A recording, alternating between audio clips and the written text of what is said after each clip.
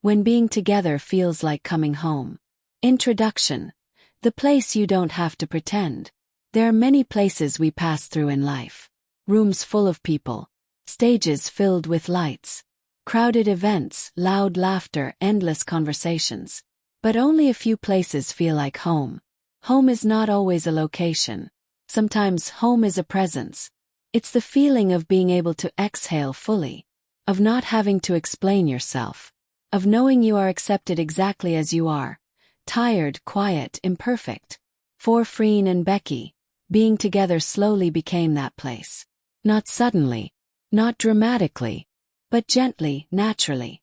Until one day, without realizing when it happened, they both understood. Being together felt like coming home. Before home had a name. Before anything felt safe, before comfort had a shape, there was distance. Two people learning each other. Two personalities moving carefully, respectfully, unsure of where the line was. In the beginning, Freen was guarded. She carried herself with composure, with strength, with a quiet seriousness that suggested she had learned long ago how to protect her heart. Becky, on the other hand, carried warmth. Open, curious, emotionally present, but careful not to intrude where she wasn't invited. They didn't rush closeness. They didn't force familiarity. They let it grow. And that patience mattered. Because real home isn't built by speed. It's built by trust. The first signs of comfort. Comfort often arrives unnoticed. It shows up in small habits. Sitting closer without realizing it. A reaching out instinctively. A smiling more freely when the other enters the room. For Freen and Becky, it started with presence. Long days on set. Exhaustion. Pressure. Expectations. Yet somehow, when they were beside each other, things felt lighter. Becky noticed Freen relaxed more around her. Shoulders lowering, expressions softening. Freen noticed Becky became quieter around her. Not withdrawn, but safe enough to rest. That's how comfort begins. Not with excitement, but with ease. When silence stopped feeling empty. There is a moment in every deep connection when silence changes its meaning. First, silence feels awkward. Demands conversation.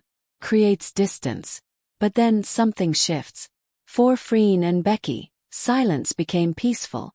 They could sit together without talking. No pressure to entertain. No need to fill space. Just presence. And that is one of the clearest signs of home. When silence feels full instead of empty. The way they rest in each other. Rest is not just sleep. Rest is emotional safety. It's the ability to let your guard down without fear that someone will misunderstand you, judge you, or leave. Freen began to rest around Becky. Not physically, emotionally. She allowed herself to be quieter, to be unsure, to not always be the strong one. Becky never pushed, never questioned, never demanded explanation. She simply stayed. And Becky, in turn, found steadiness in Freen. Someone solid, grounding, consistent. Someone who didn't overwhelm her emotions, but held them gently. Together they became each other's pause. Home is being seen without performing. So much of life requires performance. Smiling when tired. Speaking when overwhelmed. Being on even when empty. But with the right person the performance ends. With Freen and Becky, there was no need to impress. No need to exaggerate. No need to pretend everything was okay. They saw each other fully, including the parts the world never sees. And they stayed. That is home. The unconscious pull. Sometimes you don't realize someone has become home until you notice where you instinctively go. Who you look for in a crowd. Who calms you without trying. Who makes the world quieter just by standing close. Freen would find herself turning toward Becky without thinking. Becky would feel settled the moment Freen was nearby. No announcement. No realization spoken aloud.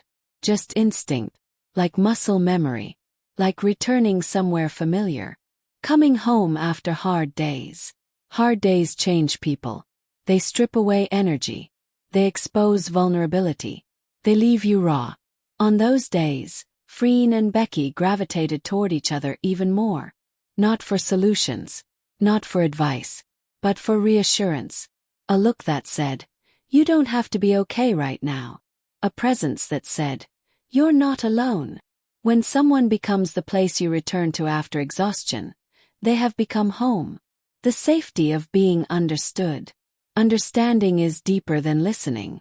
It's knowing what someone needs before they ask. It's recognizing emotional shifts.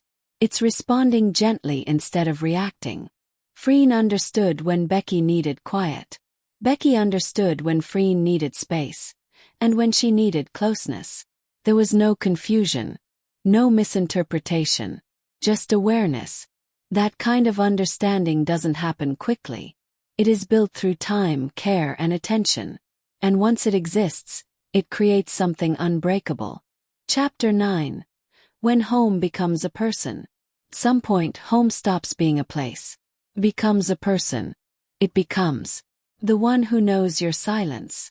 The one who steadies your emotions. The one whose presence alone feels enough. For Freen and Becky, that shift happened quietly. No declaration. No moment to point to. Just a realization felt deeply, privately. Wherever you are, if you're here, I'm okay. The kind of togetherness that lasts. Not all connections are meant to be loud. Some are meant to be lasting. The kind built on comfort, on trust, on choosing each other again and again. Not because it's exciting, but because it's safe. Freen and Becky's bond isn't about spectacle. It's about returning, about grounding, about peace. And that's why it feels real. Conclusion. Home is where you are met with care. Home is not perfection. Home is not constant happiness. Home is where you are allowed to be human. When being together feels like coming home, it means you are accepted. You are understood. You are safe. And that is what Freen and Becky found in each other. Not a story of noise. Not a story of performance. But a story of quiet belonging. The kind that doesn't fade. The kind that stays.